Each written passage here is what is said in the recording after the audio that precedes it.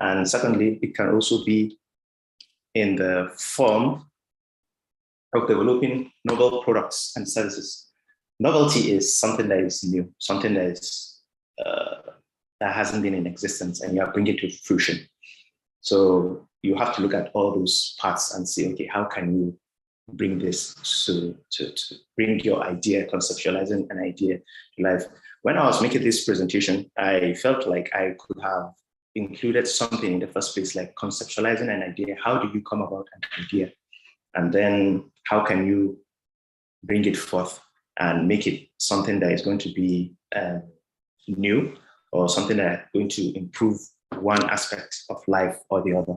I thought of doing it, but I think maybe in another session, we could have that as well, so that you can know how you can conceptualize an idea, bring it forth, and then see how you can execute that very idea to become something that is tangible, and even commercialization, because that's what we always tend to do.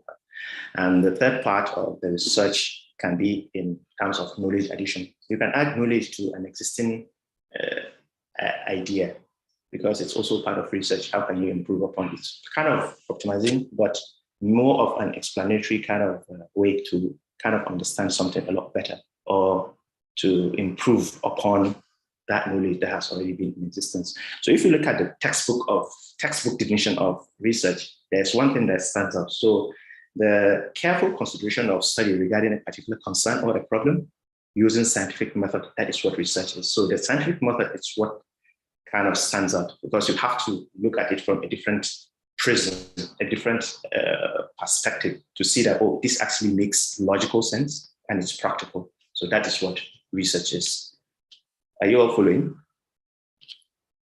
So before you understand what research is, you have to know that there are several things that are kind of part and parcel of what research is. So the term research is sometimes used wrongly when comparing it to just collecting facts and information without clear purpose. Because you can't just say, oh, I'm carrying out a research. So what's the purpose of your research? What are you doing? What are you doing?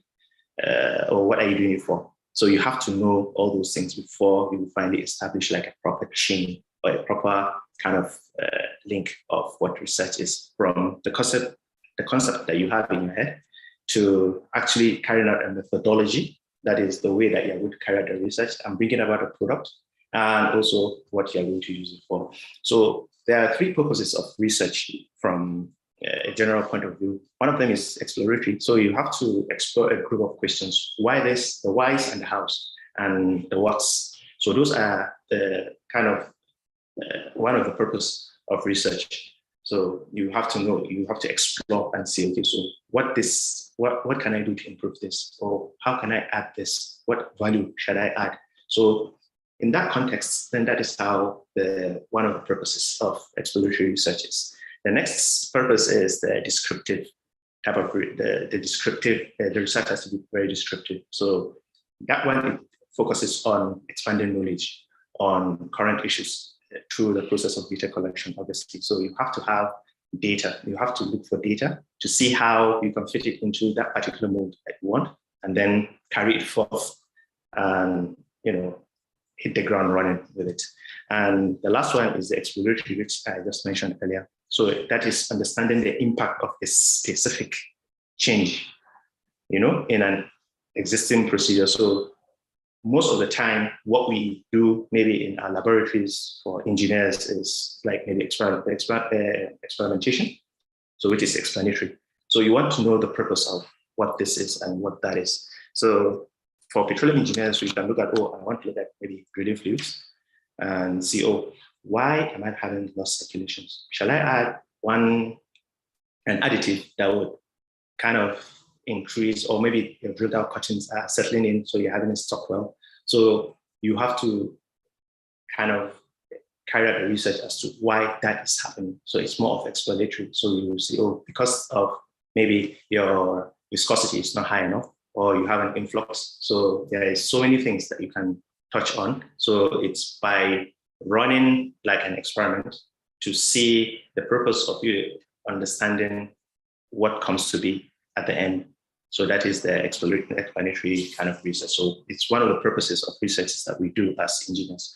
So we have different steps or processes of research itself. First of all, you have to identify the problem of a research because you have to solve a problem using a scientific method. And then you have to know the mode of data collection. How do you intend to collect the data, or how do you intend to explain what you have observed? And then you do the analysis. The analysis is using that data that you have collected, either through experimentation and so many other facets of data collection. Then you analyze it and see what inference you have using all the data that you have obtained. Say, maybe you want to run a drainage experiment of an EOR technique that maybe you have just developed. So you have to run a series of maybe sensitivity analysis or changing several parameters to see how it can, what affects the interplay between all the parameters in place. So once you have identified that, then how do you then convey what you have found? That is your results that you have obtained from all the analysis that you've done. So when you do that, then how do you disseminate it? So usually you either use conferences to disseminate an idea or something that you have realized in the research itself, or you can write journal articles, peer review articles. Peer review articles are just, well, we'll talk about it maybe in the next few slides.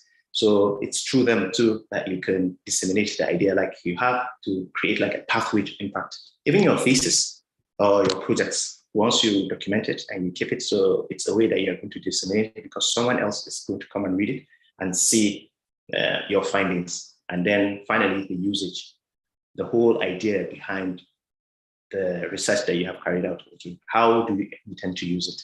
Or of what benefit will it be?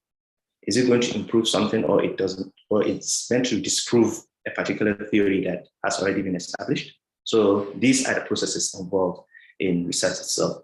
So when you look at also the way that you want to carry out that research itself, so that is the research methodology, and we have a research method. So the research methodology, I don't know, maybe you've heard about it. So definitely, I'm sure you're going to have, maybe most of your chapter 3s are going to be your research methodology.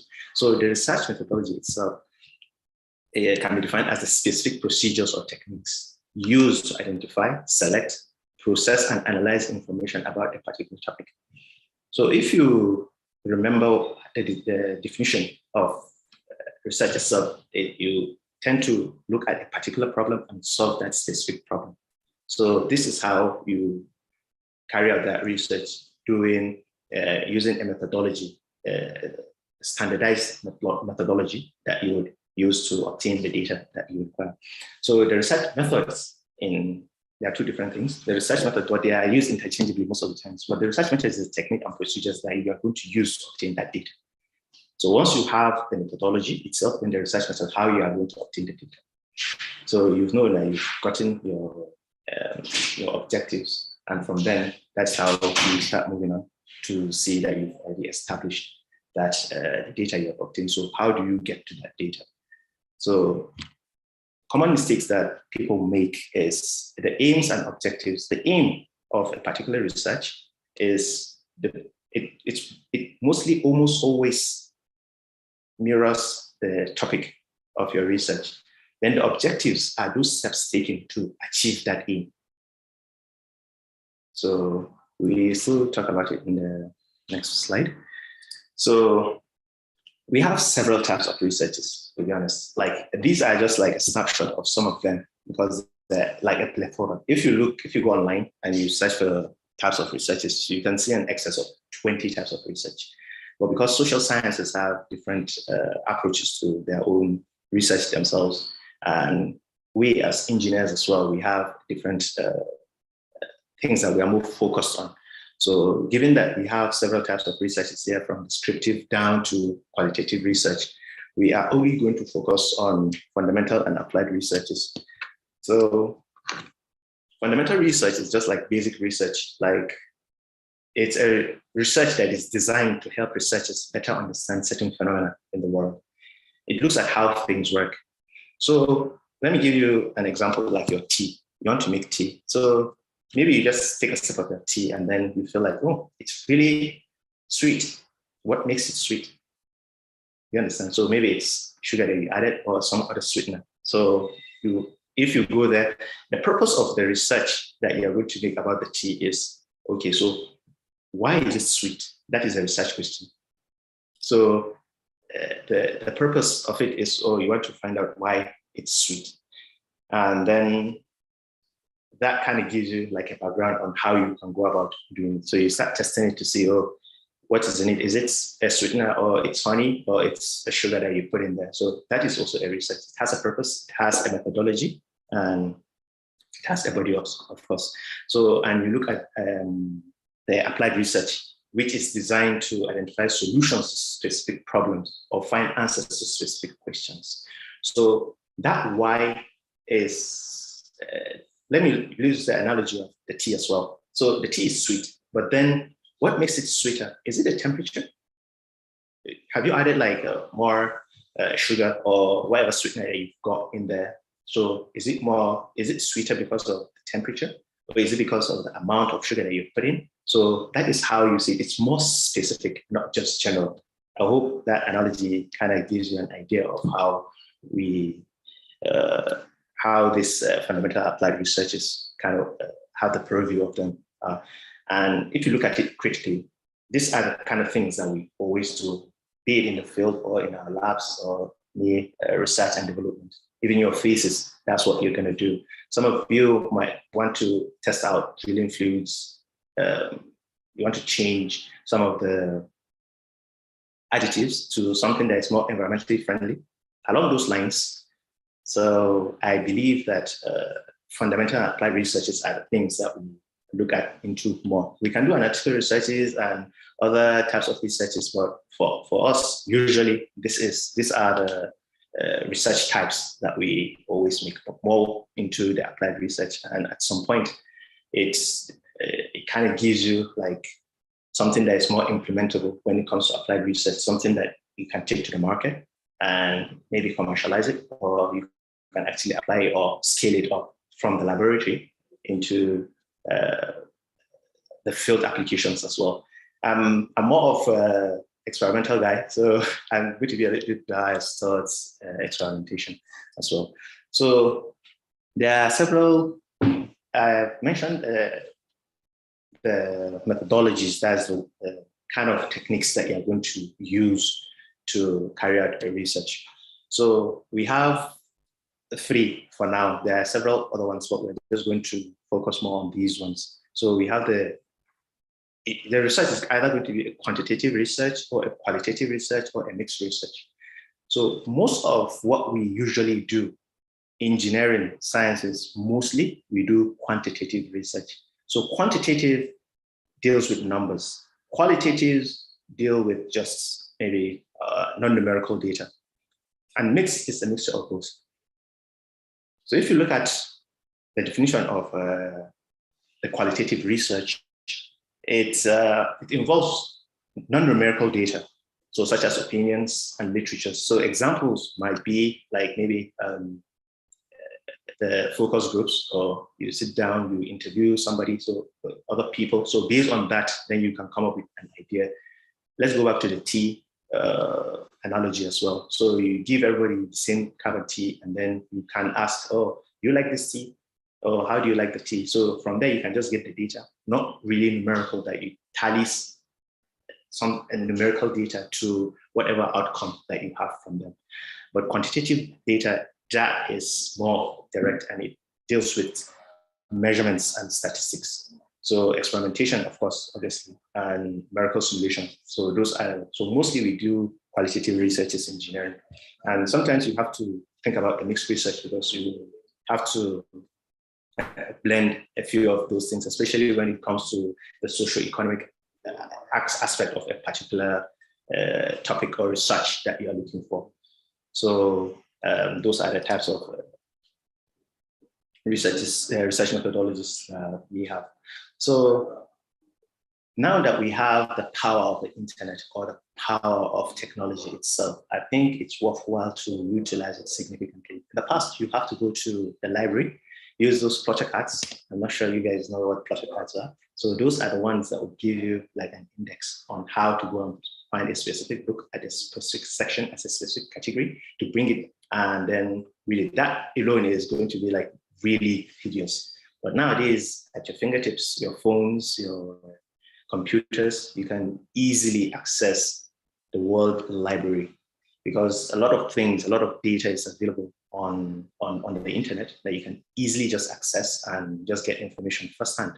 So to simply put, the online resources are web pages, documents, journals, and any other media that you have on the internet that provide useful information. So specifically, that is just what online resources are.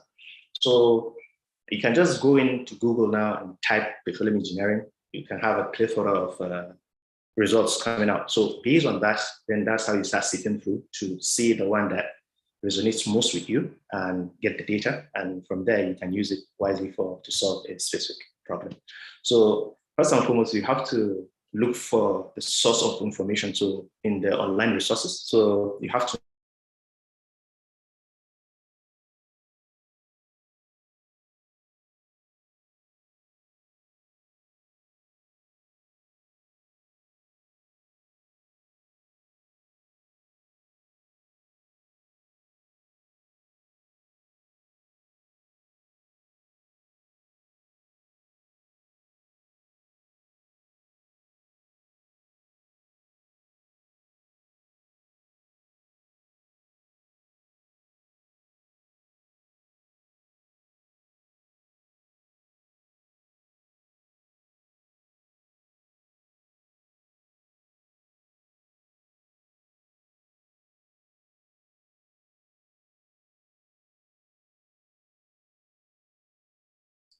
sorry about that.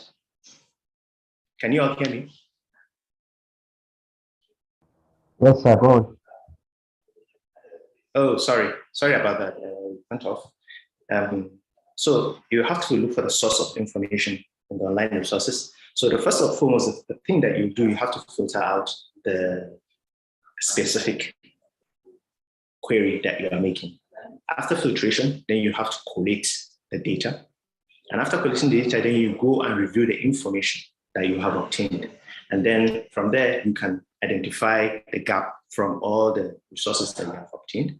And then you either theorize or hypothesize a particular novelty. And then you go on from that as well. So we usually go for the online resources that are more genuine. And the journal articles, I'm sure you might have heard about journal articles, conference proceedings. So you have to know how you can get around getting the journal article. So you have to know what a journal article is in the first place. So journal articles are just shorter than books and written about very specific topics. Like when you go to One Petro or Journal of Petroleum Technology, you are looking for maybe drilling fluids. So you put in drilling fluids here and something is going to come up, or enhanced oil recovery. So definitely you're going to have like a lot of query or a lot of results from the query that you just made. So they're about a specific thing, Journal of Petroleum Engineering. So when you go to Science Direct itself, so there are different journals that deal with specific problems. There are environmental journals, that are engineering journals, that are chemical journals, different kind of journals. So they have like a compilation of short write-ups or short texts. They will be brought together and they'll be maybe presented as issues as different volumes. Are you all following? So a journal is a collection of articles that is published regularly through the year. Journals present the most recent research, and journal articles are written by experts and for experts. So this is relative as well. Yeah, it's written for experts because you have to be like very accustomed to a particular field before you can actually understand what something is all about. Because now you can go to, say, maybe IEEE or something that has to do with maybe embedded systems, and say you're going to do something as long as maybe it's not part of your own discipline. So you might not necessarily understand it that much. So it has to be specific to your own discipline. So they may be published in print or online formats. So obviously, that is how they disseminate the journal articles themselves. So let me just introduce you to parts and the segments of an article, journal article. So it's a short. So this is just like a sample, a snapshot of one of the journals. So you have the journal name for this particular purpose is Journal of Natural Gas Science and Engineering. Yes. Then you have the title of the article itself. So it's Enhanced Gas Recovery by CO2 Injection and Sequestration, So it has like the whole idea behind that particular journal article. So next is the author name, the author's name, so and the affiliation. So that is how it's been presented. And then you have the keywords, which are the search criteria for anybody who wants this particular journal. So when you type in those particular keywords, this particular journal comes in. So you have the abstract, which is just the summary of the gist of that particular journal and what it's all about. And then you have contribution efforts. So definitely, because you have authorship, so you have other people that will contribute, because mostly it's good to promote interdisciplinary or collaboration, which is very important. As they said, a tree cannot make a forest. So a lot of people, when you come together, share ideas, and they can utilize it significantly to push forth something, because you might see things from a different perspective, the other person might see things from a different perspective, then together you can do something that's worthwhile and grand. So, and the other part is the body of the work, which includes the background, sometimes the literature, introduction, methodology, results and discussion, and conclusion and recommendation, most of the time. But most articles do follow this particular setup, but not all the time. A lot of times, maybe they have their own kind of design or their layouts that they do, but basically most of them have this type of setup themselves. So once you have collated your idea, or you have conceptualized an idea in your head about a particular topic that you have seen, and before I go on, one of the things that is really important for you is to understand the current trends happening, the current practices in a particular field of study. As it is now, some of you are in final year, I'm sure you have particular interests, you have particular viewpoints, you have particular biases towards any of the disciplines of, say, petroleum engineering. I'm going to be saying a lot of petroleum engineering stuff because it's my bias as well. So it's either going to be production engineering or reservoir engineering, or reservoir production or drilling engineering, any of them. So from there, you can start reading up on things, listening to news, current affairs, what is happening. Like now that the oil boom is, we have another oil boom. Okay, what are the implications of all those things? So from there, you can see where the world is going, and then you can align your own research or your own thinking faculty or towards that particular trend, so that you will be able to achieve what you have intended to achieve, and how you want to contribute to that particular niche environment that you have. So I digress anyway. So the search strategy that we have, you can use different types of search strategies. This is just in continuation of the online resources, how you can get your information, how you can get your data, how you can go through the internet and find an article that is specific to your own query or something that you're looking for. So we have the Boolean logic, which joins together such terms in a logical manner, definitely. So you have the and or, so you can just go in and enhance oil recovery and something that is, if you say and, so it's dissimilar, something like enhanced oil recovery and economic evaluation. They are not like along those paths, but they are kind of dissimilar, but then you can bring them together. So whatever query that you have typed into any of the databases, they are going to have like something, the results that would come. So from there, because that is what you're looking at, so you might filter through and see the one that fits your own agenda. And then you have the OR Boolean logic as well. So it broadens the searches and it kind of brings about things that are more specific. And it will bring about things that are similar, that are very similar. And maybe you can write artificial, then lift. So artificial or lift. So anything that has any of those keywords, it will bring them also together and say, oh, this is the query that you're looking for.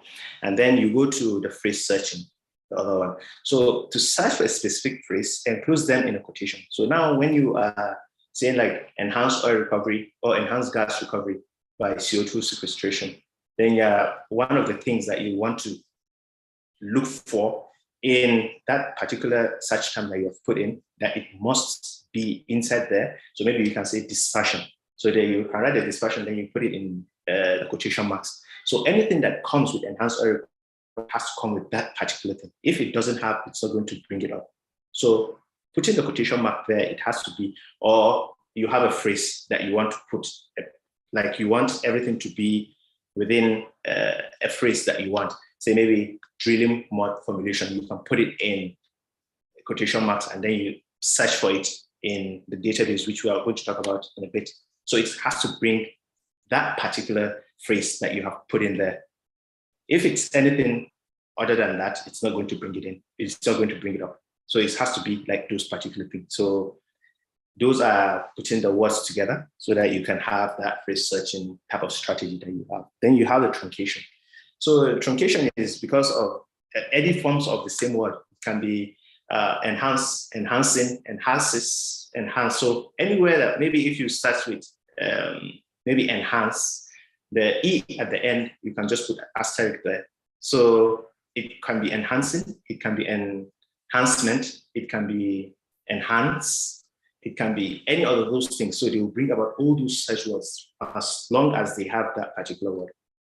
And they just bring it forth, and then that's how you carry out your research. So your search to get the strategy that you're going to use. So these are very important for us, given that now we have those online resources at our fingertips, your phones, your laptops, or tablets. You can easily just find something that you're looking for using this logic, and it's going to help a lot than it's looking for a particular thing. Without these things, it's like, what do you call it? Needle in a haystack, because you have a lot of information out there. So you have to narrow down your search to give you what you really want. And from there, then you can go on. So a key tip for the search is to carry out a preliminary set of scoping searches in various databases to test your search terms. So those search terms, as I said, are the keywords. If you remember, it's one of the segments in the paper. So those are the search terms. Once you just put those search terms, any document that has those particular search terms, they are going to be kind of collated together, and you can have them, and then you go through and see the one that fits best in your own query that you've made. All right. So, and it also helps you to locate additional terms for your concepts, because if you think about something and then obviously something is going to it's going to give at some point, and you might understand that particular viewpoint and say, oh, so maybe there's something else that you need to inculcate into your search terms or into your own research itself, and say, oh, maybe you add a particular term that would enhance your own search and give you what you really require in your head, because a lot of work has been done anywhere if you just check it. So some of the some of those databases, these are just examples of databases. So you can just go to Journal of Petroleum Technology, or you go to Google Scholar. These are academic databases, or OnePetro, which I'm sure a lot of you guys use. And we also have the Direct Science Direct. So from there, they are all online journals. So you can have several types of articles in there. So yeah, basically that's what we do. So now for the fun part, is to how you can carry out like a review of a journal article. So if you have found the article that you have always wanted using those strategies, the Boolean logic, the truncation, and the phrase searching themselves. So the next step is to extract the information from that chosen article. How do you do that? How do you even know that that article is specific to your own need or what you are looking for? So at first, usually what you do after that search is to read the abstract. So the abstract will just give you an idea of what the paper, I'll be using paper or journal article interchangeably. So the paper, what it entails, how do you relate to the paper, or does it really ring the bell, or does it kind of align with your forethoughts of what you are thinking, or will it be able to make you understand the concepts that you have had in your head, that, oh, you really want to look at this particular thing or a particular topic, and then you go over it and see how best you can go on about. So that is the basis, the first thing that you do. And then you read the conclusion, obviously. So what the conclusion does, usually a conclusion mirrors the abstract. If you look at the conclusion, it's a lot more detailed. The abstract will just give you like a snapshot because it's kind of segmented into a little bit of introduction. Then they introduce the problem statement. That is the gap that you've unearthed. And then you go to the methodology, how you solve that problem, and then the little bit of results that you have obtained. That is how the abstract is structured. And then maybe if you have implication of that result that you have obtained, where does it fit to? So that is just what an abstract is. So it's just a snapshot to give someone a general idea of what the paper is all about. So when you go and read the conclusion, it goes into more details as to the findings, which is really important. So those are what the paper researched on and then what it produced afterwards. So you go into the conclusion and you read through it and see whether it mirrors the abstract. So it's just going to be a little bit more detailed, especially when it comes to the outcome of research, so, and the conclusions that you've made from carrying out the research for that particular topic that you're looking at. So once you reconcile those ones and you feel that there's actually something that you can learn from it, then you can just scan the methodology or the titles of the article. So it will just give you a little bit of a general overview. It's really interesting, especially when you are searching and getting what you want, because it can be quite frustrating at some point because maybe you cannot get specifically what you want. I like to be practical when it comes to my own presentations. I give examples of my own experiences. I remember when I started my PhD, I already had in my mind what I wanted to study or what I wanted to look at. And for a weird reason, I came across this particular person, Konari. I think he was in Carson University then. He was a PhD student and he was working on something similar to what I was working on. And he kind of gave me like an insight into how I could, improve on my my own research. Then I think a month later, I saw that he published another article. So I just went through the article. It was exactly the same idea that I had that he was already putting there. But then one thing is, one of the very many things, the gaps that I've identified, he hasn't addressed it. So I quickly just went there, and at least that is how I created my own novelty. So it's really helped to kind of have a very good strategy for you to follow, because I'm sure a lot of things have been done. Like what I did in my research, nobody has ever done it before. Nobody has looked at it from that perspective. And how you can do that is by reading a lot of articles, a lot of things, what is going on, and how you can just identify a gap, which I would subsequently, I'm going to tell you how you can go about doing that. So I know this might not necessarily work for everybody, but I think it's a step in the right direction to just have this. And because everybody has his own or her own perspective or how they go about dealing with things or understanding, everybody has a different type of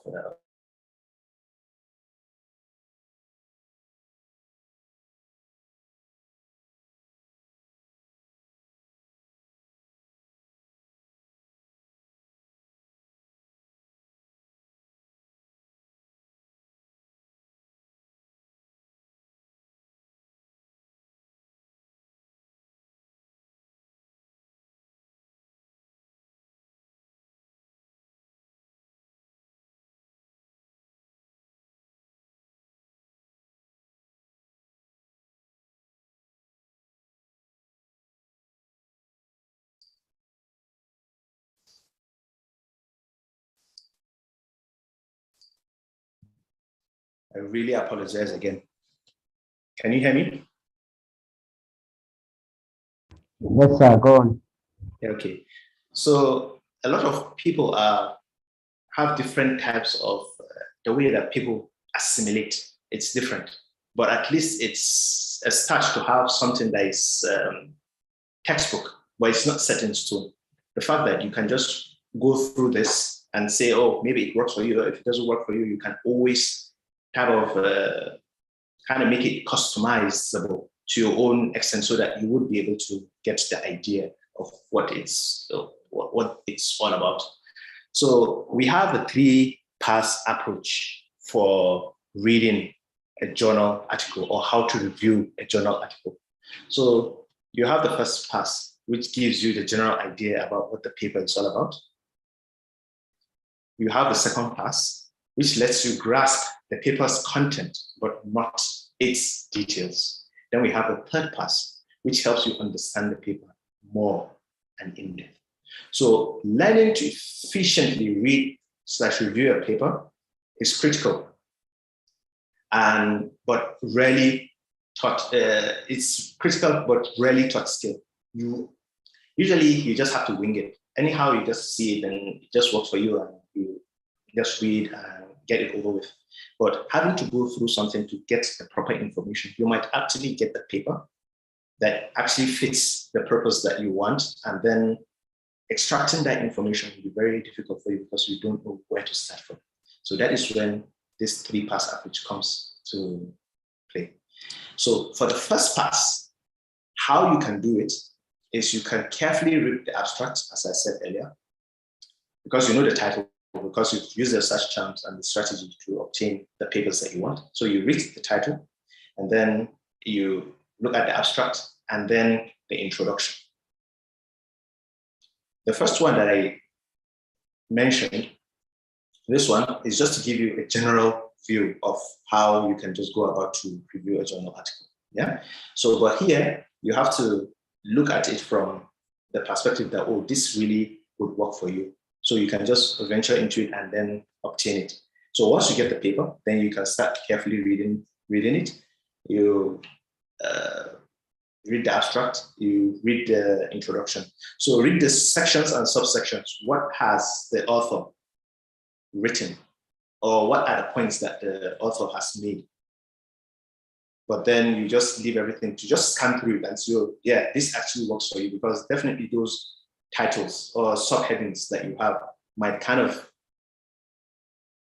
give you an idea of, oh, this might be something I can actually look at, or this is something this might sound interesting, because you might see a subtopic describing something that you always had in mind that, oh, this is something that you want to look at, yeah? And then you read the conclusions. So that conclusion, as I said, it gives you like the outcome or the output of that particular paper. So you can go over the references as well, mentally ticking off the ones that you've already read, if you have, that is. And referencing to is, I think it's a topic on its own that maybe we have to organize again and have a look at it. Conceptualization, and also idea conceptualization, and also the referencing, which is really important, because you have to give credit where credit is due. So you can't do plagiarism and claim someone's work as yours. It's very unprofessional and it's criminal actually. So once you do that, it's very important to kind of have that overview of that particular paper that you've written. So you just go through all the references and see all the references, because these references are kind of part and parcel of that work. And those references are the bodies of work that whomever wrote that particular paper consulted. So it means that there's something else. So you can actually look at those references and also look for those references, the ones that are referenced in line or quoted in the body of work that most resonates with you. So you read and see where the original author kind of made his own hypothesis or her own hypothesis and theories that they've developed. So from there, to lead you up to someone else. So that is just how you do it. So that's the first pass. So once you do that, you can say, oh, then if it ticks all the boxes in your head that you've already made, then you can go for the second pass again. So the second pass, at first, you have to look carefully at the figures, the diagrams, and other illustrations in the book. Pay special attention to the graphs. What are the titles of the graphs, or what are the trends of the graphs? I love graphs because they say a lot of things. They tell a lot of stories between 2, 3, 4 parameters. They can put together and how the interplay works out for them. And then remember also to mark here relevant unread references, because within the text, definitely within the body of work, there are some where the person might have referenced a particular thing or a finding of another author. So you pay attention to that one so that you can always go back to it and have a look at it as well. It's very interesting. So this is where the second pass is where you actually are most likely to maybe set the paper aside and say, well, this paper is not relevant, I'm not going to use it. Or you go on to the third pass and see what information you can actually extract. So the third pass is the key to the third pass is to attempt to visually re-implement the paper. That is, making the same assumptions as the author recreates the work. If it's an experimental work, you can see the methodology the person has used, or the equipment that the person has used, or the parameters the sensitivity analysis the person has done to achieve what the person achieved in that particular article. So you can look at it from different perspectives and say, oh, if it was you, this is what you do, because you've already had that set up in mind. Okay, maybe if it's experimental, I'm going to say experiment because I like experiments. So you've already set up the rig itself, and then you can look at how the person did carry out the research. So from there, you'll be able to kind of have an idea of whether maybe this actually works for you, and if there are anything that you can use to make a reference from that particular work, body of work that you have looked at. Okay, so the second part is by comparing this recreation with actual paper, you can easily identify not only a paper's innovation, but also its hidden failings and assumptions. I actually identified like a weakness in a paper, which I wrote to the author, which we are still friends. So he just told me that he didn't look at it from that perspective. The person made a claim that, oh, this was one of the reasons why one particular phenomena was happening. But in my case, it was different because I did the research, I did the experiment, and I saw what I saw. And I wrote to him and I told him, like, this wouldn't have been obtainable. Yes, he said, oh, he just made it that way. He didn't really make the experiment. So that was how one of the gaps that I've actually identified. And I wrote a whole paper on that thing that he has said, not disproving what he's done, but just to give him a different perspective of what he has said, the person. So that is how you do. So by reading that, you would kind of have like a mental identification of the things that might have gone wrong. And that is how you can start identifying your own gaps or the gaps in certain papers. Or this person hasn't looked at this, or this person hasn't looked at this. If the person looked at this, but he hasn't looked at it from this perspective, that is how you develop a novelty. So the third part is you should identify and challenge every assumption in every statement. Yes, because sometimes you don't have to take it at face value, whatever you read in a paper, like it's set in stone. There could be a reason why maybe you have different applications for that particular thing. So it kind of deviates from what the person has already made, like the theories or the hypothesis the person has made from your own hypothesis that you're trying to make. So you can piggyback on one another and come up with something that's quite tangible. So the first part is at the end of this pass, that's the third pass, you should be able to reconstruct the entire structure of the paper from memory. I'm not saying you cram it, but it will give you an idea as to how you can go about taking every inch or picking you can nitpick on some of the things that the person has said, and that is how you create your own novelty, your own progress. I wanted to kind of investigate the effectiveness of connate water saturation in a core sample in terms of carbon dioxide storability in the core sample. So someone else did something similar, but the person didn't check the saturation levels of the fluid in the core sample. The person didn't check the type of fluid or the type of salts present in the brine that the person has done, and the temperature and interplay or crystallization of that salt or the precipitation rate of that salt. So you see, these are things that you can actually say, oh, this person did this, and these are very important. And then you kind of, that is how you create that traction for your own particular use. And that is how you see, maybe you're just increasing knowledge, you are adding knowledge to a particular body of work.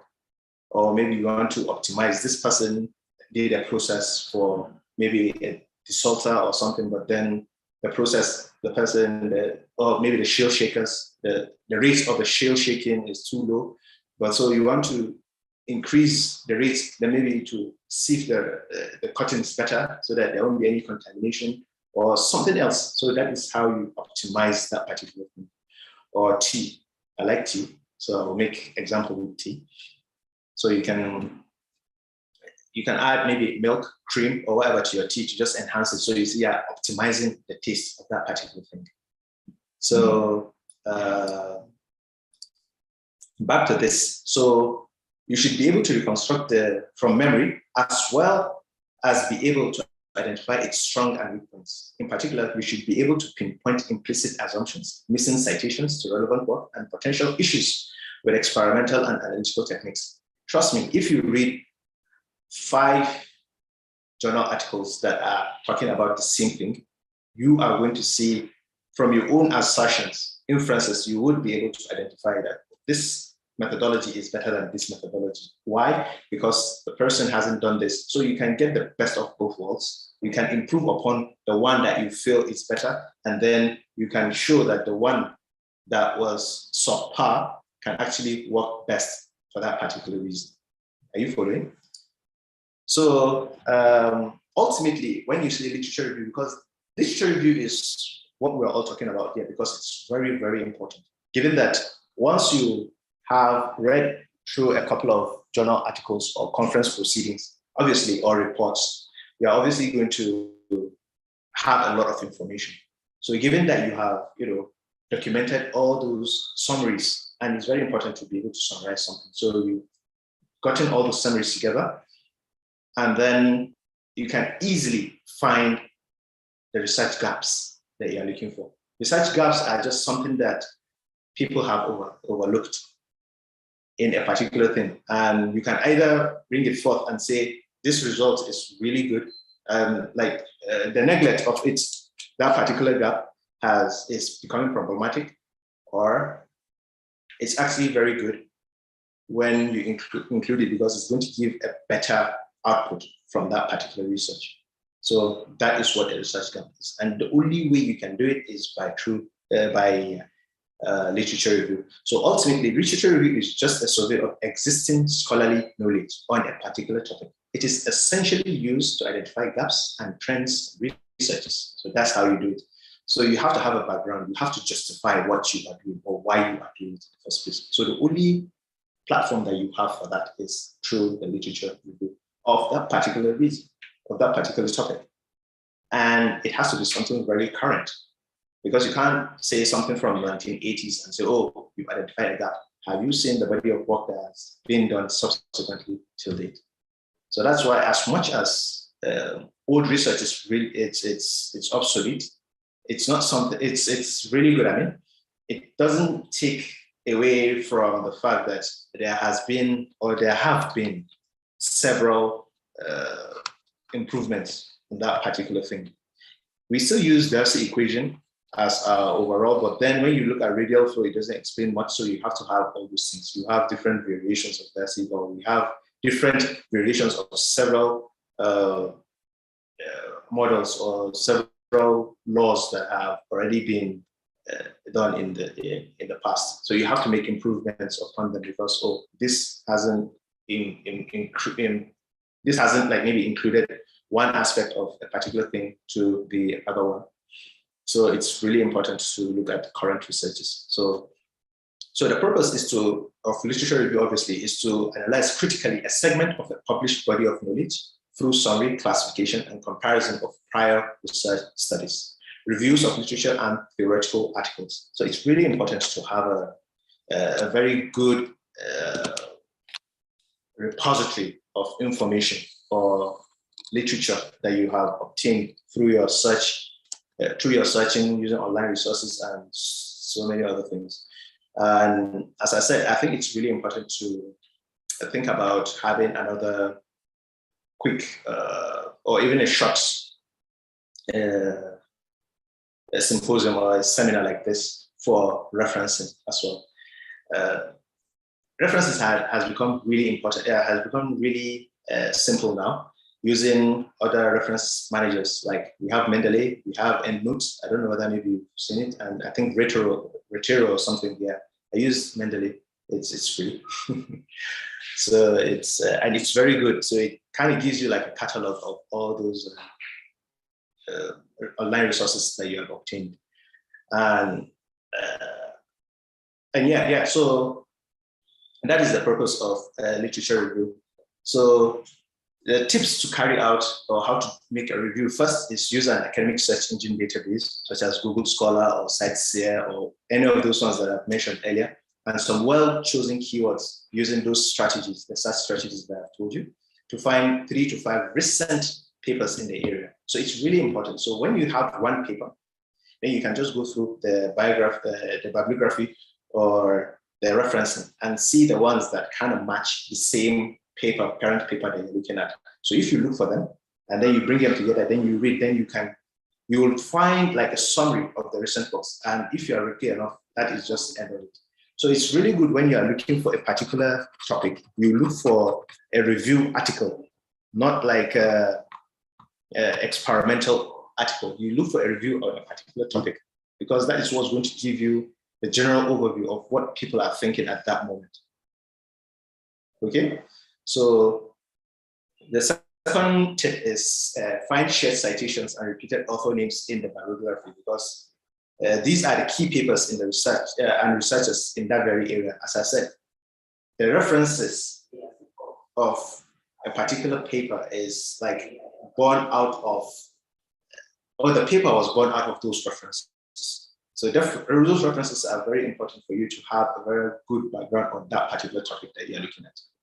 So the third step is to go to the website of each of those top conferences. You can go to OnePetro, you can go to all those places. As I said, where you are going to disseminate information or whatever you have found during your research is either going to be journal, peer-reviewed journals, or conference proceedings, or symposium, or any other thing that you have to go and share your own ideas to it.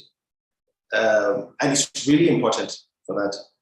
I think one of the things that shaped my research during my PhD was IDPEC conference that I went for in Abu Dhabi. I was looking at my research in it from one direction, and then one of the experts that I made the presentation to kind of pointed it out, like, oh, if I do it that way, it's going to be a lot better. And that was just how I got a better purview or a better perspective of my own research. And today it has taken me places. So that is how you go to recent proceedings. So a quick scan will usually identify recent high quality related work, because usually they kind of rank those papers in conference proceedings. So this one has the highest hits because it's addressing something that is very current, which is really important, and which is something that you ought to have been doing. Like, look at the current trends of what is happening in the research area, in wherever it is that you have the interest in. Because a lot of people would ask me, oh, do you want, let me give them research topics. I feel like it's not very important, as much as some people would actually work hard to see the actualization of that very research topic or whatever. But I believe that if the person comes up with the person's idea, we'll be able to guide the person in better so that you have that interest in it, because interest is very important. So I will leave you with this food for thoughts. That is, creativity is intelligence, having fun. So if you look at it from that aspect, if you give it a thought, it's everybody's intelligent. It just depends on how you apply it. So that's just it. So when you want to have fun with your intelligence, then that is creativity. When you don't want to have fun with it, then that's domiciled in your head. So thank you so much for listening, and let's have fun researching. Thank you. So I'll be open to questions. Thank you very much, sir. What a wonderful presentation. Please, we're really happy and delighted. Well, we would like to have questions if there is Q&A. Yes. Anybody who wants to, you can ask your questions, and then I can hear you. Okay, sir.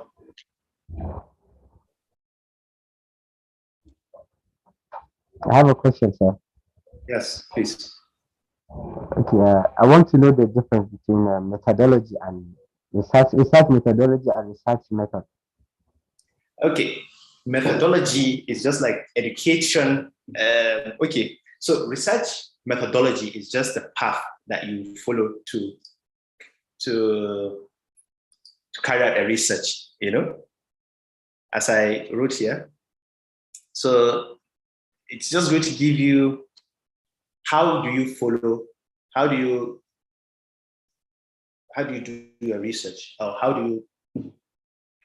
what steps are you going to take to achieve the aim of the research? Okay, then the research methods are those techniques and procedures. Okay, you are going to put this in the oven and you let it dry. You understand? So that is the method. But the research methodology is, you are going to follow these steps, the structure of how you are going to achieve the aim of the research. Usually the research methodology kind of reverberates with your objectives of the research, because those are the steps that you're going to take. And then those particular things, those specific things are the research method. The research method is the specific thing that you're going to do in the research methodology.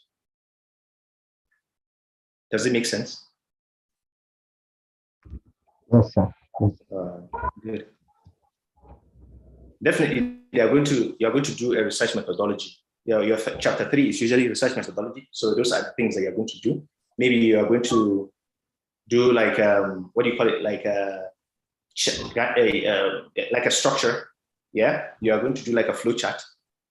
From this, and then you go to this. So that is the methodology you are going to follow. So each of those elements that you are going to use to achieve that objective is going to be your research method. The techniques that you have used, those specific ones to do something, and that is your research method.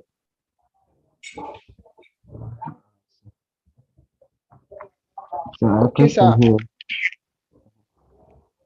Sir, yes. Question. Yeah, answer. Ask away. Okay, sir. Yes, I'll give you. Sorry. Yes, I'll give you the copy. I'll give you the copy of somebody asked. Thank you. Yeah. Okay, go ahead and ask. Sir, on research methodology, sir, in regard to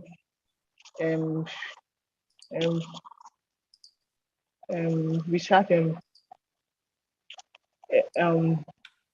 validity and validation of a research, yeah. Yes. So, how will I know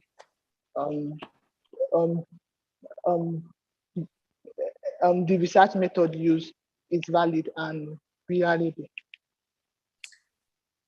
So when you are doing your literature review, when you have an idea, like you want to do something,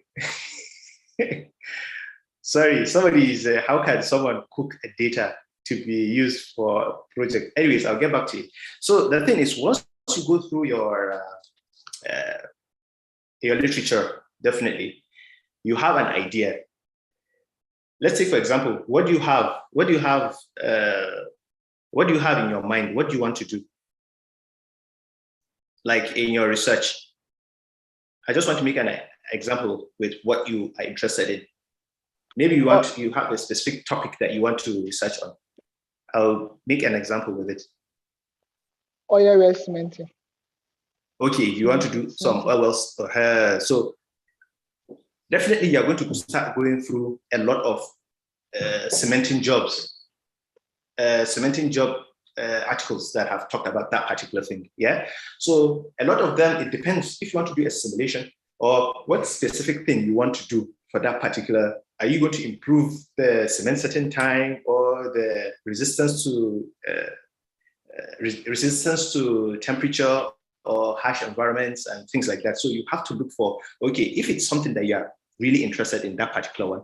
So the articles that talk about that would actually give you like an idea of the method or the research methodology that they have adopted to carry out that research.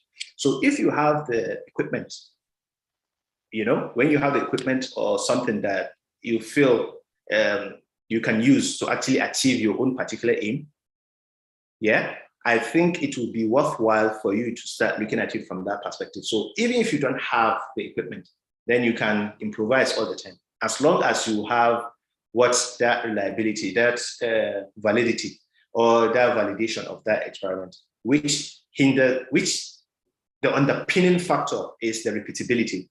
If you carry out a research, like an experiment now to see the cement setting time after a period of time, when you've added this, and then you've done it like 3-4 times, and it's giving you the same results. So it means that there's a good chance that the methodology that you have followed is valid and you can actually use it.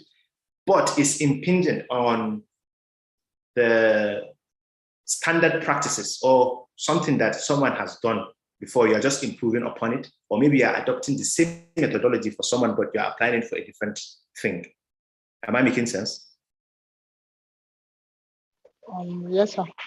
If I can always come back to explain. If you don't understand, you tell me. I'll tell you again. So that is just how you do the validation. Someone did something and it works, and peers. Do you know why people carry out peer reviews? Because peers are your experts. If you have worked on something and then you know that, yes, this is something that you have worked on. You only have 10 people that have worked on the same thing. So definitely they've come up with something that is quite tangible, and there's agreement between them that, oh, this is really good. So when you adopt any of those methodologies that they have already established, it's good for you to do it. So if you want, you can just change a parameter, or you can change your setup or the framework itself, and then you can do something else, but it's based on something that has already been done. Like core flooding, for example. Core flooding, usually it's used for oil and liquids, but for me, I use this for gas. So what I did, I just changed some of those flow measurement equipment or components in there to be able to measure gas flow. And also I introduced a GC, a gas chromatography, to actually measure the effluents, because it's gas now. It's going to be very difficult for me because I can't see it physically. Then just if it's oil and water, you can just be dripping in a measuring cylinder and just get it. Are you getting what I'm saying? So it's just from that perspective that you're going to look at it. So that is how you develop a research methodology that works best for you. All right, sir. So, Umar, and then you want to ask a question. Okay. Umar. Mohammed Ahmed raised his hand.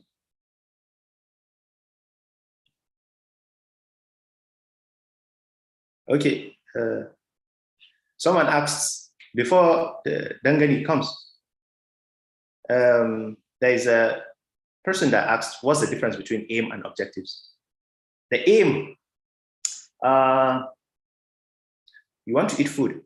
That is your aim, yes? The objective is, how can you eat the food? Are you going to go and cook it, or are you going to go and buy? Gideon.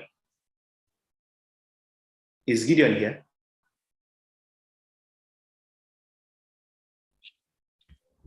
Gideon, Dangani, ask your question.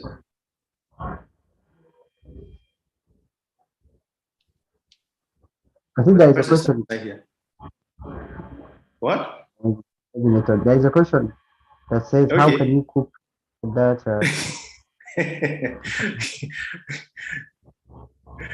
No, you can't. You can't cook Okay. data.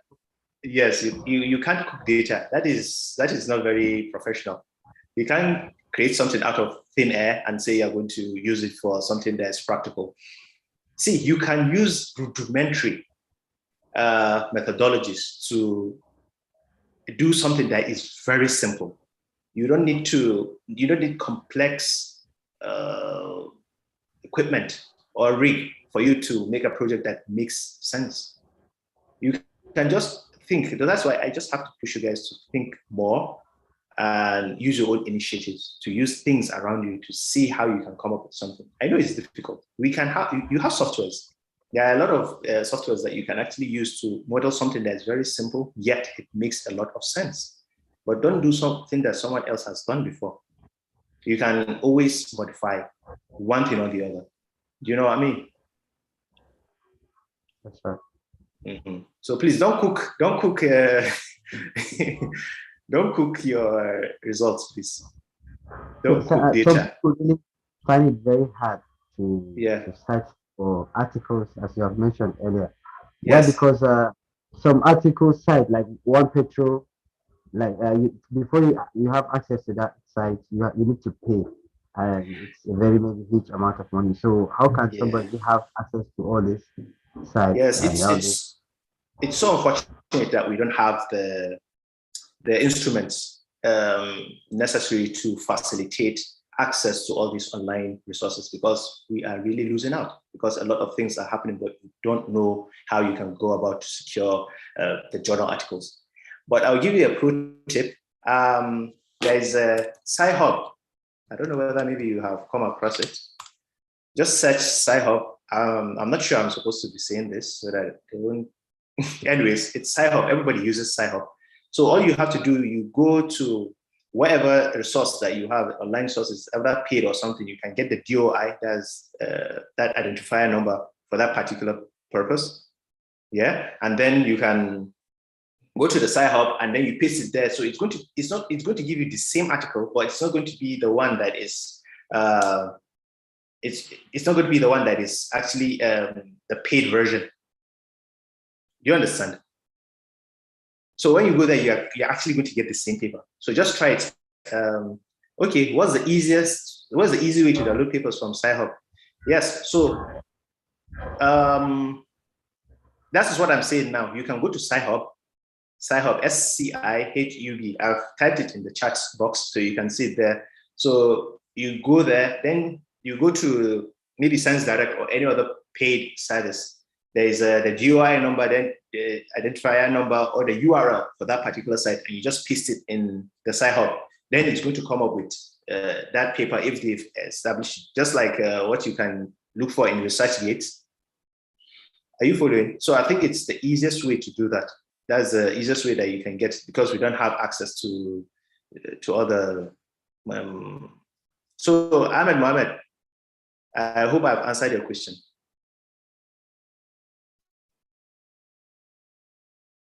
So Infinite Notes 81 asks, why is it important to conduct a good research? Well, it's really important to conduct a good research, because there is no way that you can have a very, very good progression or development without a very good research. Yeah. So the cars that you drive now, or the food that you eat, transportation and things like that, they all came about because of a good research that previous people have actually carried out. The improvements in the phones and things like that is all as a result of good research. So that fundamental research that we have talked about is really important. Is it possible to make a research that is completely new, that has not been done by anyone before? by just putting your own ideas into action? Yes, of course. I did mine. Nobody has done anything that has to do with coated water saturation or salinity or enhanced gas recovery. Nobody has done it. So the only way that you can do that is for you to do carry out a very good literature survey. Look at what people have said. If you have an idea, okay, what are people talking about this very idea that I have? Then you follow it up. And then from there, you can start picking out a few things. Because if you sit down with, say, maybe 5 people and they're talking about one thing or the other, at some point, if you're really paying close attention, you can pick up a few things and say, oh, this person made mention of this, or this person did this, but why haven't anybody talked about this particular thing? Because it's your thought. So you can just say, oh, this is the approach that you're going to do, or you're going to take to actually create something that is completely new. Nobody has seen it from that perspective. And then, and then you've come up with something that is very novel. Lucky Okon. Okay, no, sorry, it's the Infinix Hot 7 Pro guy or lady that asked the question. Yeah, you can actually do that. So in regards to research instruments, what instrument is best used in research regarding to petroleum engineering? That's a very broad question, Lucky.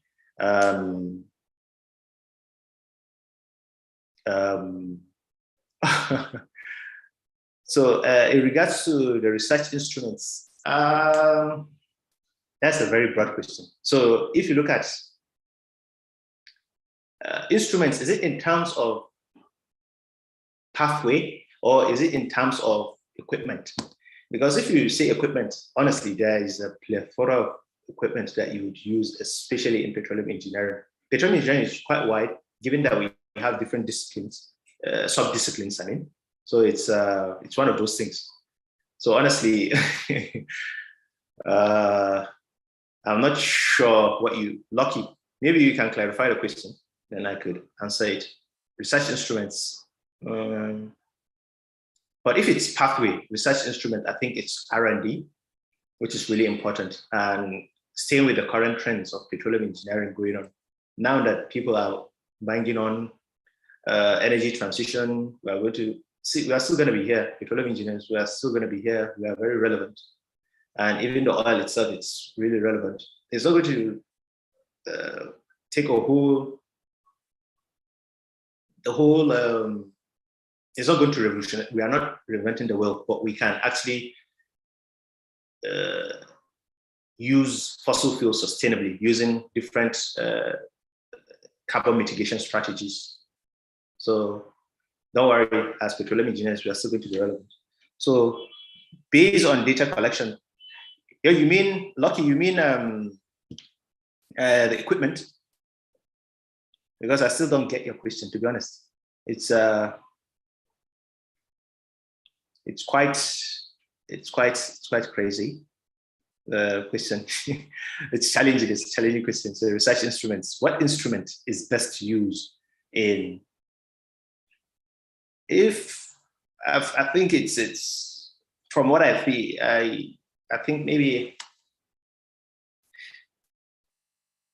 it's quantitative. I think we can just follow because that is just how we do it, because we are looking at like exploratory kind of things, just explanatory kind of things. Why are this happening? And yeah, Mohammed. Yeah, process. Thank you. So, Ahmed Aleji. Oh. Yeah, so any more questions?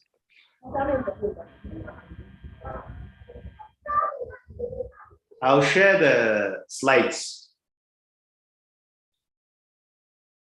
with your class rep or the president so that he would get it across to you. I hope it's going to be more helpful. So, sir, how can students get access to industry data for research work, especially when it comes to maybe production monitoring and pressure control? Yeah, that is one thing that it's not easily obtainable. And I think we just have to establish maybe some kind of relationship with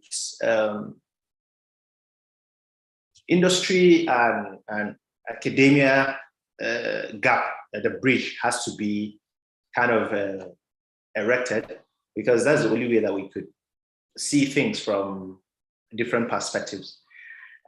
Maybe regulators, now that the PIA has been it has assented to law now.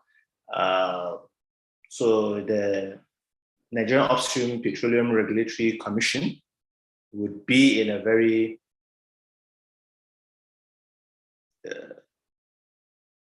could be in a very good position to do that. It's very difficult. Data now, is a new currency. Nobody is just willing to give out data because there's a lot of things that can be done. So usually you purchase data. But I think one thing that we would start doing nowadays is to maybe even offset will. There's the Volve field, I think in the North Sea, they easily just give out the data there. A lot of people that have been using this machine learning for prediction of so many parameters or so many phenomena in the oil and gas industry, I think use that data to develop those algorithms. So I think it's something that you can look into. And yeah, I think it's high time we've started engaging industry to start furnishing us with data that could actually help, because this gap needs to be bridged between industry and academia so that we could have all those things. Anyways, maybe, Okon, so is it every research questionnaire and interview I use in research instrument? Oh, that is the, I get what you mean now. Lucky. Questionnaires, they don't really, so that's why I said we go for more of quantitative research than qualitative research. Most of the things that we are dealing with are numerical, especially engineers and scientists. Social sciences are those that are more of the, as it says, the socio-economic aspect of life itself. So you have to tally out people and come up with different types of research types. They mostly use mixed research because of the nature of the data they are collecting. Us is just ones and zeros for us, So that is why we no, you don't use questionnaire for an interviews. No, for research for us, mostly we hardly use it. Ours is just quantitative because we are dealing with numerical data, not non-numerical data. So what's the end goal of any research work? Like things that make the research valuable. So that is how you have to go about thinking of commercializing. You can create patents from what you can come up with something that's very good and you can patent it, and then you can commercialize it. It becomes something that is like a product that you've created, and then you can sell it. You can make money and improve whatever it is that you have set out to do. So I hope I've answered your question. I heard you mentioning technique while explaining research methodology. So I want to ask whether if research methodology and research technique is basically the same thing. It's basically the same thing. So that is just it. It's a technique. Okay, as I said, I don't know, maybe you've seen other theses. Once you go to the methodology, they spell it out how the steps that are going to be taken for them to achieve that aim. Yeah, so those are that is the research methodology that you have taken. But then, yes, you're going to get the presentation slides. Dangani, I'll give Buratai Junior and you can have a look at it. So when I say research method, the technique, the procedure, how you are going to execute something, that is the method that you're going to use. Conceptual framework of a research. So yeah, I actually wanted to, I thought maybe we did this, we could have done the conceptualization of a research first before we get into how you can conduct the research, because you have to have the idea in your head before you have to conceptualize it before you go ahead to say, oh, that is how you are going to go and get the data from it. So they're just coming in. So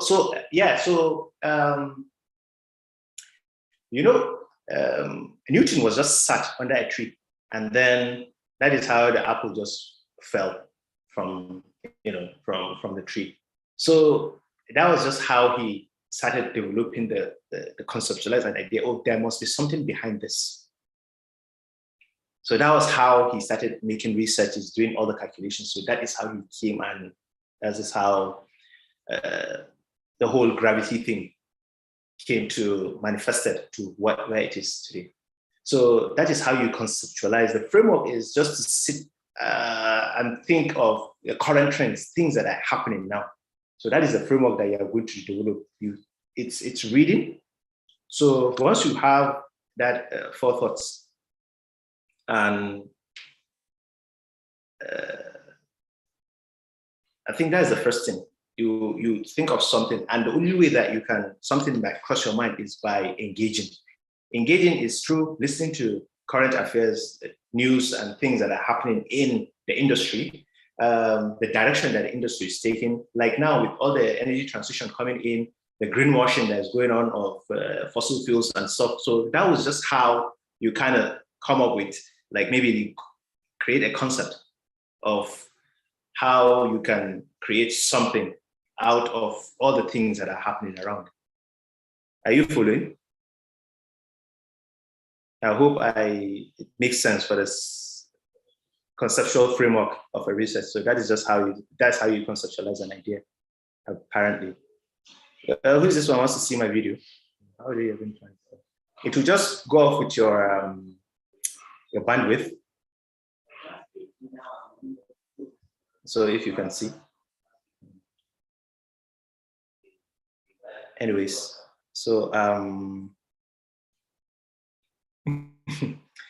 after the research, okay, how can you proceed? I'm sure that's what you want to see. Proceed to the development. Yes, so you patent an idea. Once it works, then you just patent it. You file for patent, I think is it SOA, Standard Organization, SOM? I think, yeah. So they have like a unit there, then you patent that one.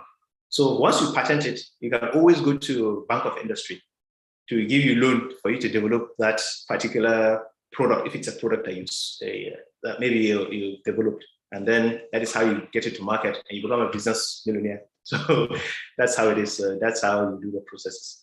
And it has to be validated. It has to be verified. So the only way that you can do that is by using the experts in a particular field. Are we following? So which strategy did you use for your own research? I used all the strategies, the SaaS strategies, I used all of them. And also,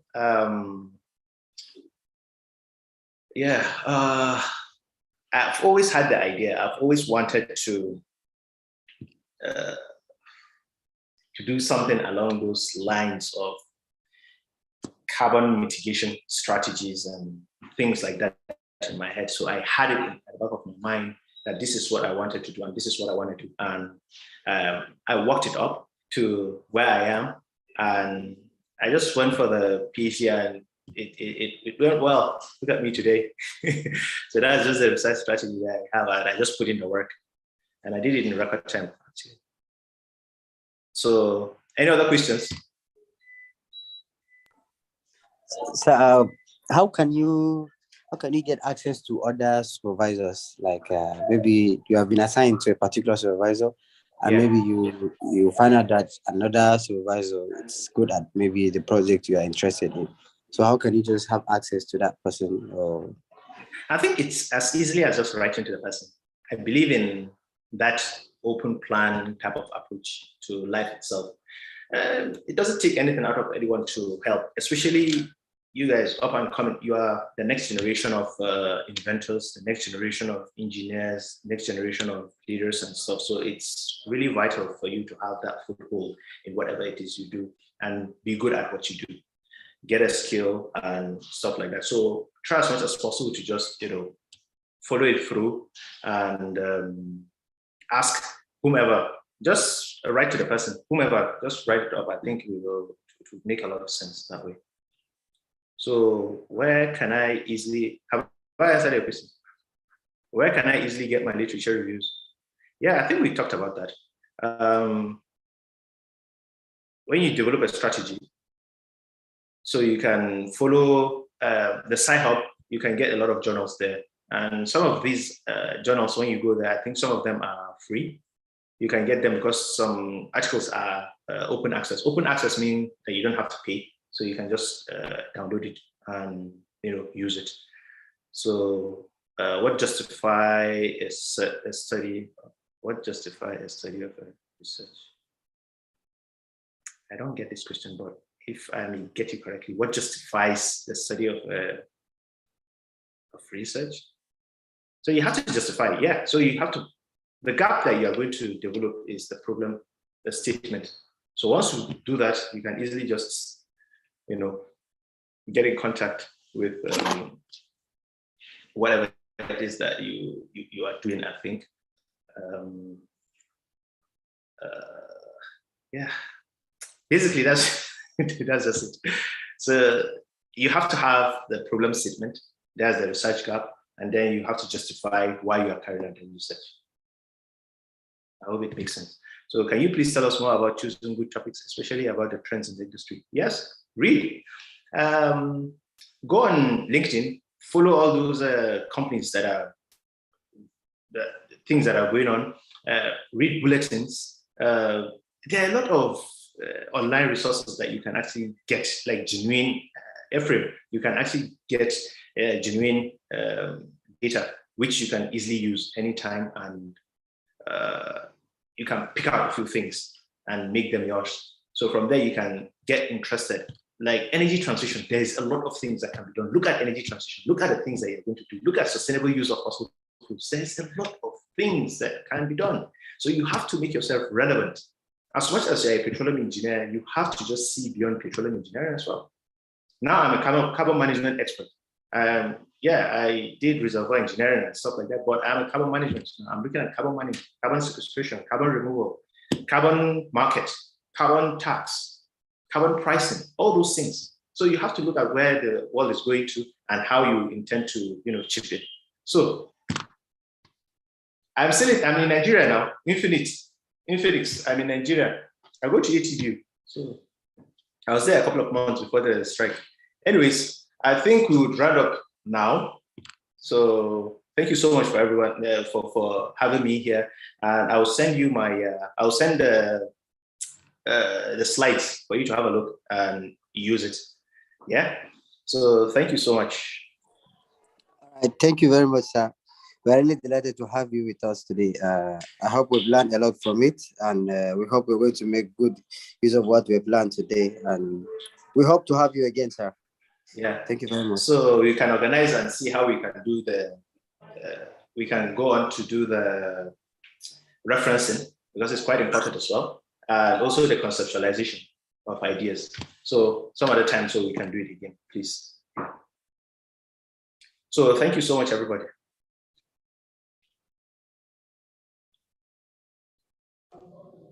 All right. Thank you very much, sir. Right. We're ending now. Thank you. See you next time. Thank you. All right. Thank you all for attending. We're ending the Zoom meeting now, and I hope we're going to have a lot more to come. We have a lot more to come, and we actually seek for your participation, everyone, and we hope to learn a lot from all this we are doing. And thank you.